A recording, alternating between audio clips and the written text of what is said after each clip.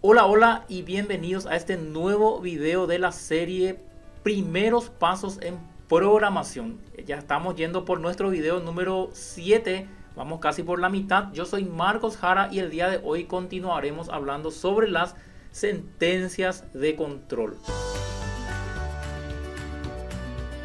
Muy bien, en el video anterior estuvimos hablando también sobre las sentencias de control y vimos cómo realizar las condiciones, los operadores que se utilizan para juntar una condición con otra, que podrían ser los operadores de AND y operadores de OR, y también vimos un poco cómo depurar el código. Debido a que ese video se iba a hacer muy largo, entonces decidimos pararlo por ahí, y ahora vamos a continuar viendo la serie de sentencias de control que nos faltan. Así es que si vos no asististe al video anterior, buscarlo allí en la playlist o allí abajo vas a encontrar también en la descripción, o te voy a dejar aquí arriba en la descripción para que los puedas ver de tal forma que puedas entender.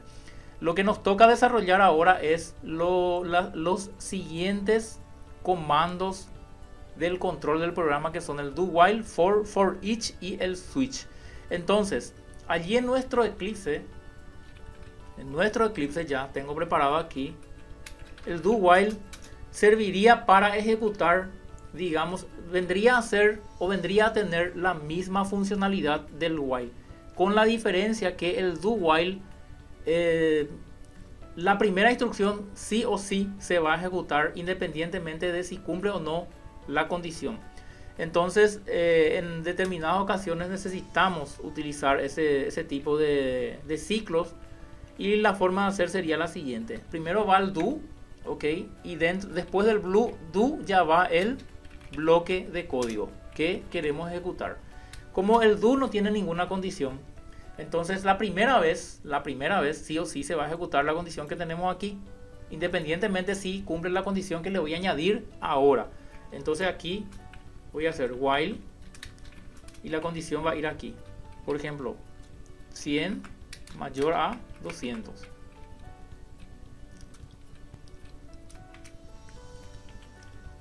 Allí. Entonces esto también podría hacerlo yo con una variable. Por ejemplo, si yo tengo aquí una variable saldo es igual a 1000, perdón.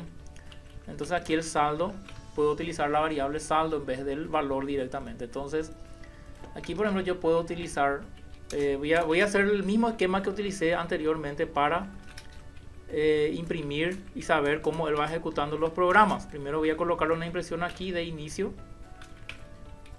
y luego voy a colocarle aquí una impresión de fin, y aquí voy a colocarle una impresión del ciclo. Ciso, vamos a colocarle así, ciclo, y nuestra variable saldo, ok. Voy a colocar un número más pequeño para ver las veces que él va entrando allí. Voy a colocarle solamente 10. Y aquí voy a colocarle menor a 10. Voy a guardar. Y voy a ejecutar. Ejecutar como aplicación de Java. Entonces, ¿qué es lo que pasó aquí? Me olvidé de sumar el valor de la variable saldo, porque ingresé aquí, ingresa en el do, pero no ejecuto ninguna operación aquí. Entonces voy a hacer saldo más allí, y acá tiene que ser 0. O sea que inicializo una variable primero con el valor del 0, luego mando concatenar, mando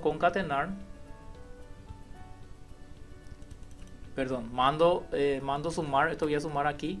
Allí lo que hago es do, y esta instrucción do va a ejecutar sí o sí la primera vez, independientemente si cumpla esta condición que está aquí de saldo menor a 10, y luego va a imprimir el mensaje. Si yo ahora vuelvo a ejecutar, ahí podemos ver que él imprimió inicio, que esta instrucción que está aquí, ok, luego imprimió fin, y dentro del inicio y fin imprimió ciclo 1, ciclo 2, ciclo 3, ciclo 4 hasta el ciclo 10. Es algo aparentemente básico.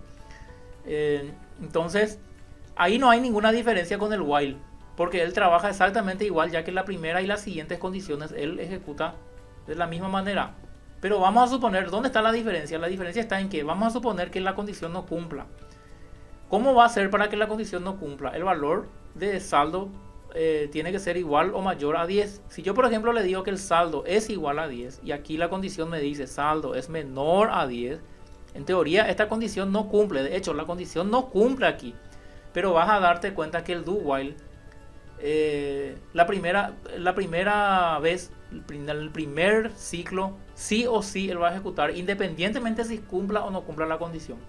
Entonces, si yo le doy otra vez aquí para ejecutar, él vas a ver que como la variable vale 10, al ingresar al do y al ejecutar esa instrucción, sí o sí, él hace saldo más. Él hace saldo igual a saldo más 1 y luego imprime el valor del saldo. Entonces el saldo queda en 11.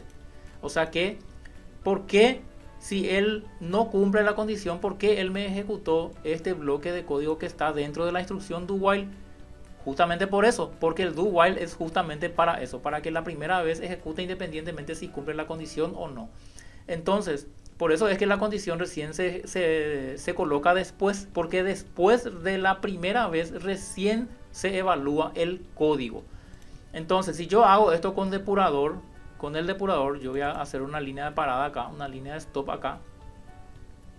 O mejor voy a colocarle aquí, línea de stop, y este le voy a borrar. Y allí si yo hago, por ejemplo, el uso de mi depurador, aquí depurar como aplicación de Java,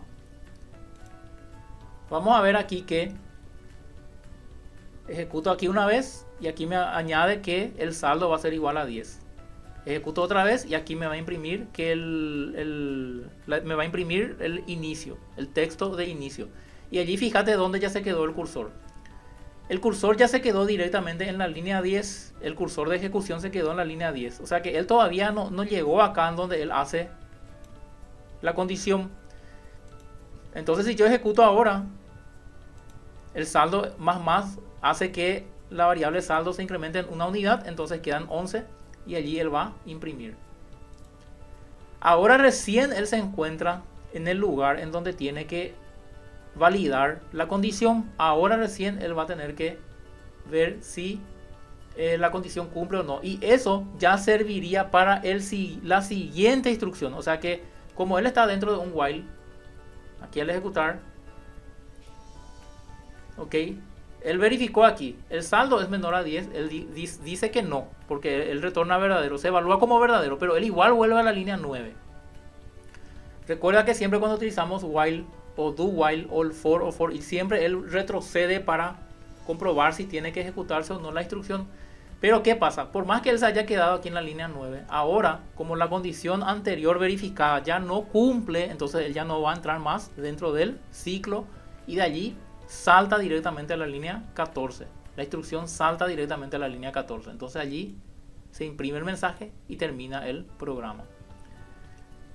Lo mismo podés hacer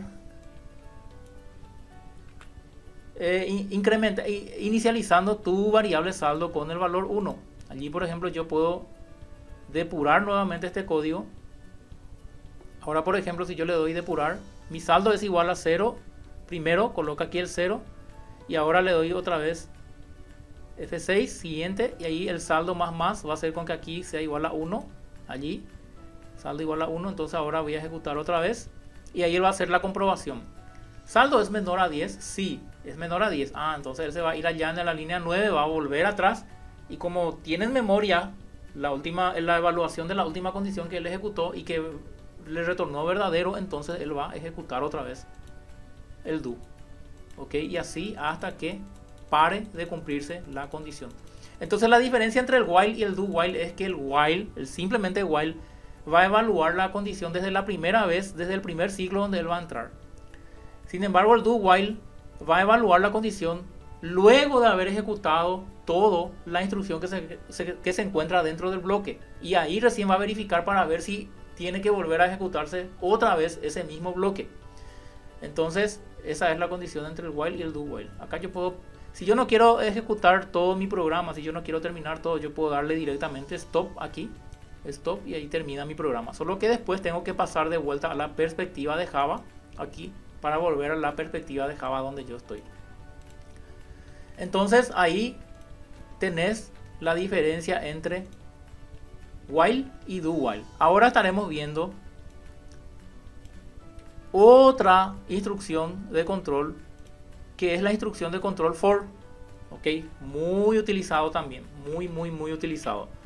El for es una instrucción que nos ayuda justamente a iterar arrays o también para realizar ciclos, pero de una manera mucho más abreviada. Y el for se hace así. Y aquí te voy a mostrar un atajo o un acceso directo para que puedas ser más rápido en tu programación cuando vas a escribir sentencias de control, sean if, sean while, sean for each o sean do while. Entonces vos escribís la sentencia for, por ejemplo, y yo presiono control barra espaciadora.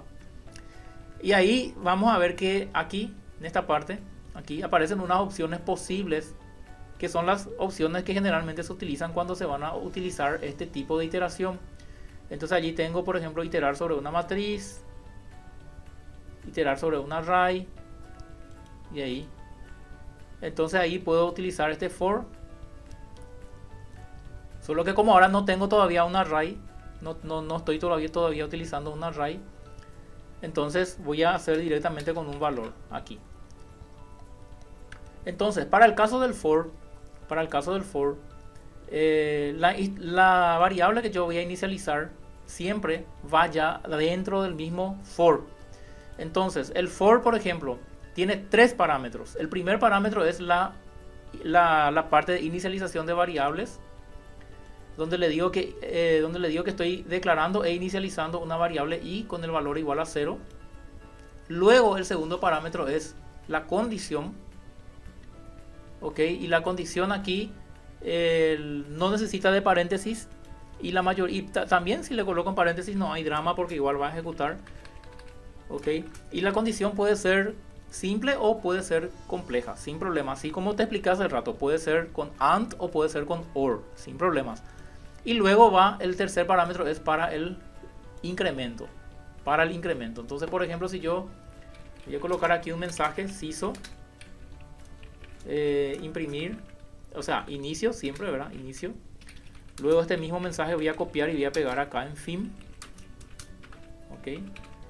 Y allí, aquí voy a colocar mi impresión de la variable i. Voy a colocar así. Y vale, y voy a colocarle aquí más i. Ok, y voy a mandar a ejecutar. Entonces él me imprime primero el inicio y al final me imprime el fin, y el valor que va imprimiendo es i vale 0, i vale 1, i vale 2. O sea que él va a entrar en el ciclo cuantas veces se cumpla dicha condición, y va a ir haciendo eso en un incremento de una unidad en cada ciclo. Por ejemplo, ¿por qué él va solo hasta el 9 y no va hasta el 10? Es porque aquí él dice i menor a 10. Ok, él dice i menor a 10. Pero en contrapartida tenemos que él empieza en 0. Entonces si yo le coloco, por ejemplo, aquí 1, si yo quiero hacer el 1 al 10, entonces puedo colocarle que empiece en 1 y puedo colocarle menor o igual a 10. Entonces ahí yo le doy guardar y imprimir de vuelta. Entonces ahí imprime del 1 al 10. Ok, entonces yo puedo inicializar aquí más variables si quiero también. Casi no es utilizado, pero se puede también. Y puedo colocar operadores, digamos, condiciones complejas aquí. Aquí también, en vez de hacer i más, puedo hacer también i igual a, o sea, i más igual a 2. O sea que para que él vaya incrementando de 2 en 2, entonces yo puedo concatenar, sumar de 2 en 2. Entonces yo le doy a imprimir, va a imprimir 1, 3, 5, 7 y 9. Ok, o puedo hacer que él concatene de 3 en 3 también, sin problema.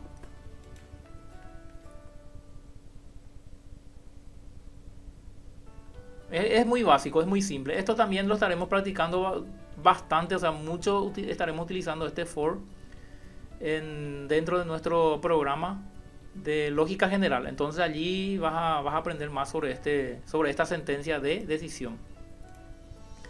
El for each es una función que nos ayuda a digamos, iterar también, pero en base a, o sea, sobre un array.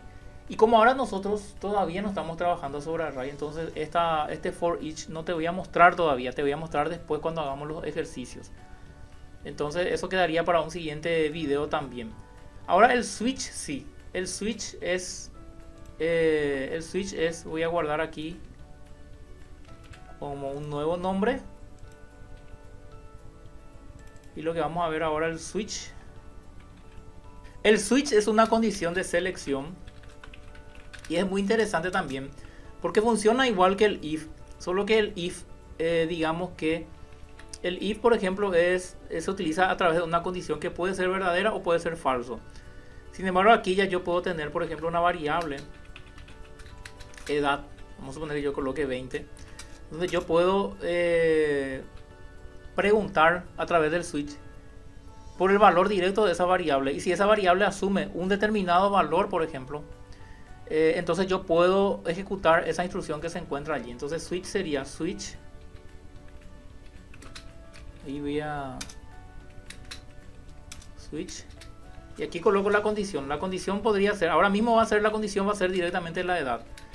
Pero podría ser también una condición. Entonces, para el caso del switch, yo puedo tener diferentes cases. Entonces allí mi case sería case, por ejemplo, 1. Entonces ahí van dos en punto y coma. Y ahí debajo yo coloco las instrucciones. Aquí, por ejemplo, puedo colocar CISO. La edad es 20. La edad es 20. Voy a colocar aquí 20. Ok. La edad es 20. Y luego repito las mismas instrucciones, pero para diferentes cases. Entonces ahí me está dando un error de compilación porque estoy utilizando todos los mismos valores. Pero vamos a suponer que yo coloque acá 21, acá coloque 22, acá 23, 24 y 24 y 25. Entonces, este es el único caso en Java que no utiliza bloques para la serie de instrucciones que tiene que ejecutar. Esto realmente es un caso único, un caso particular. O sea, yo todas las instrucciones que yo quiera hacer aquí, yo puedo hacer aquí después del 2 puntos. Y todas las instrucciones terminan con un punto y coma. Entonces, aquí lo que yo hago es, acá puede ir una expresión que va a retornar un valor. Cualquier expresión que va a retornar un valor. Ahora estamos haciendo directamente a través de una variable. Entonces, por ejemplo, si yo hago que la variable edad es igual a 20, ¿verdad? Y vamos a suponer que yo tengo un caso particular de mi programa donde para cada caso de edad de personas de 20 a 25 años, él tiene que hacer una determinada lógica de programación. Entonces yo le puedo utilizar un switch ahí. Entonces yo le digo switch edad, donde aquí va la condición. Y luego utilizo las diferentes condiciones que él tiene que hacer dependiendo del valor numérico que contenga esa edad. Entonces, por ejemplo, si case 20 dice, o sea, si la edad coincide con el valor de 20, entonces él va a ejecutar esta instrucción. Si coincide con el 21, va a ejecutar esta instrucción y así. El 22 así. 23, 24 y 25. Ahí. Entonces, si yo mando a ejecutar esto, vamos a ver que él nos ejecuta todo. O sea que la edad es 20, la edad es 21, la edad es 22. O sea que aparte de que yo pueda, digamos, hacer que él entre en cada uno de estos, digamos, él también puedo colocarle las condiciones. Ahora, aquí, ¿por qué él me ejecutó todo y no me ejecutó cada uno de ellos solamente? Porque me faltó agregar una instrucción de break. O sea, break es el comando que hace que hasta ahí. O sea, si él hace break ahí, él ya no ejecuta más las siguientes instrucciones. Entonces, por eso que si vos no querés que él ejecute todo, hay que colocarle el comando break. Ahí, se guardo y ejecuto. Ahí va a ejecutar solamente, al tener el break, va a ejecutar solamente aquella que le corresponde. Si yo, por ejemplo, aquí le coloco 24, guardo esto, le doy a ejecutar. Solamente va a ejecutar el que le corresponde, ¿ok? Luego tenemos también una opción que es el default, que va a ser utilizada o va a ser ejecutada caso ninguna de las condiciones que están aquí arriba de los case que tenemos aquí coincida con los valores de la variable edad. Entonces, por ejemplo, aquí yo puedo hacer CISO opción B, o qué sé yo, plan B, o alternativa a los demás. Es decir, el default es una decisión que va a ser ejecutada si ninguna de las condiciones que están aquí arriba cumple. Ahora, por ejemplo, si yo le doy a ejecutar aquí, como él encuentra que la edad es igual a 24, él ingresó aquí y le dio break. Entonces, después de lo que viene ahí ya no ejecuta más nada, entonces termina el programa. Pero vamos a suponer que yo le coloque aquí edad 30. Edad 30. Entonces yo guardo. Y como el 30, como yo estoy validando aquí solamente los cases del 20 al 25, los casos del 20 al 25 para la variable edad, entonces como el 30 ya no ingresa dentro de ningún case que yo tengo aquí, entonces él va a ejecutar el default de lo que tengo aquí. ¿Está? Entonces ese sería el funcionamiento del control del programa Switch. Muy bien, ya que estoy observando que hay un poquito de tiempo todavía para el video, voy a aprovechar y voy a incluir algo bien básico aquí sobre el try catch, ¿ok? Try y catch. Voy a dar apenas una introducción, más adelante estaré desarrollando mejor esta parte, pero para que ya vayas teniendo en cuenta, el try catch no viene a ser una sentencia que se utiliza para el control del programa, o sea, no es algo que vos podés utilizar para controlar el funcionamiento de las instrucciones, pero sí, el try catch es algo que cuando lo utilizas interfiere en el funcionamiento del programa, ¿ok? Y el try catch lo que hace es justamente, voy a guardar acá, guardar como, justamente lo que hace es utilizar caminos alternativos cuando nuestro programa no corre como si fuera lo deseado, ¿ok?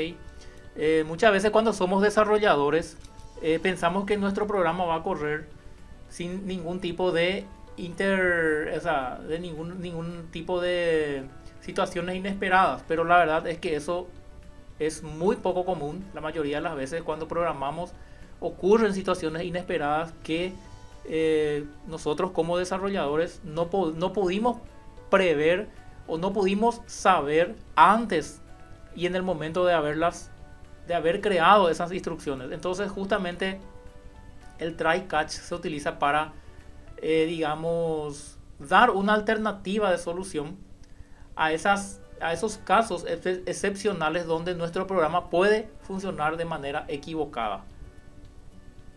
Entonces la forma de hacer sería try. Aquí por ejemplo podemos hacer eso con el Java, con el Eclipse mismo, try catch, utilizando el control barra espaciadora. Ahí. Entonces donde yo estaría haciendo mi operación aquí y caso existiera alguna excepción a ese programa que yo estuviera escribiendo aquí, entonces él va a venir y va a caer aquí en este catch que yo tengo aquí. El try catch se utiliza para el control de las excepciones. Entonces vamos a suponer que yo tengo por ejemplo aquí una variable int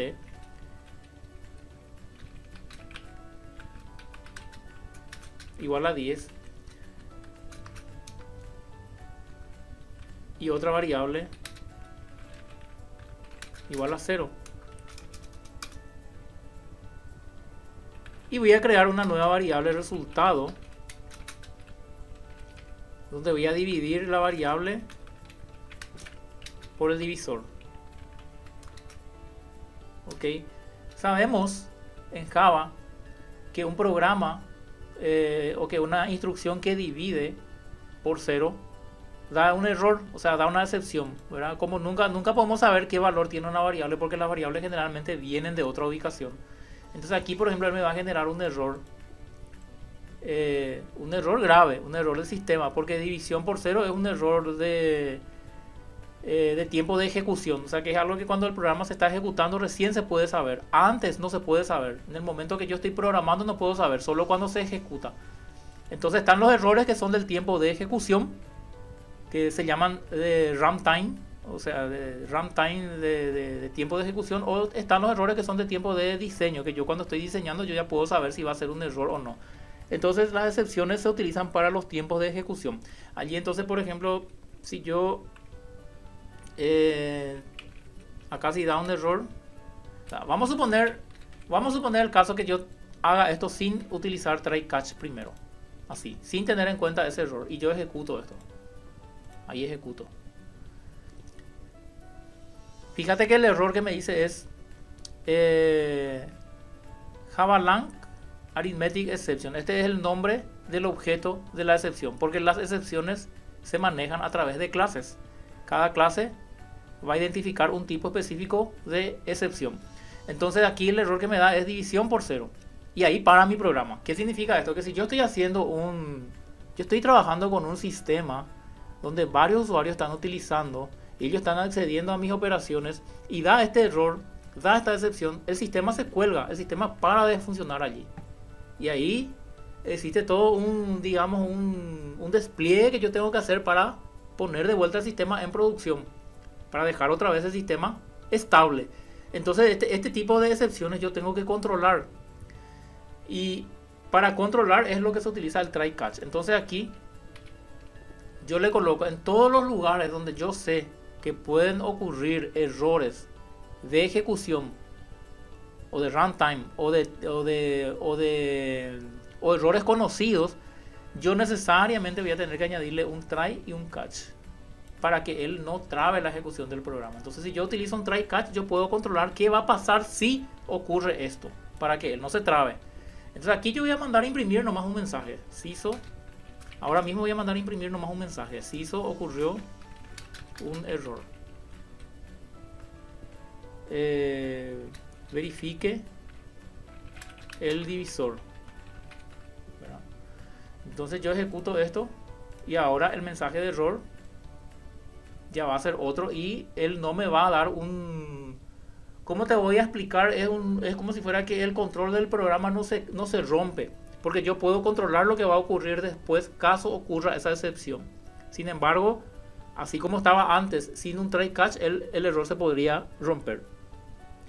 Hay una presentación que en pocos días más estoy preparando y en pocos días más voy a hacer un video también sobre eso. No sé si va a ser una live o no sé si va a ser un video, porque es un video un poco largo, donde hablo un poquito más sobre las variables de arrays y también sobre la sentencia de decisión de programas, y donde voy a estar hablando en mayor detalles sobre esta parte específica del try catch, bien en mayor detalle, porque el try catch también pueden derivar, o sea, puedo utilizar try catch anidados, así como también el try catch puede derivar en lances de excepciones al método para que él informe a otro método que en ese método ocurrió un error. Es decir, yo puedo aquí no controlar la excepción, pero si yo le coloco aquí throws, yo puedo lanzar ese error al método quien me llamó.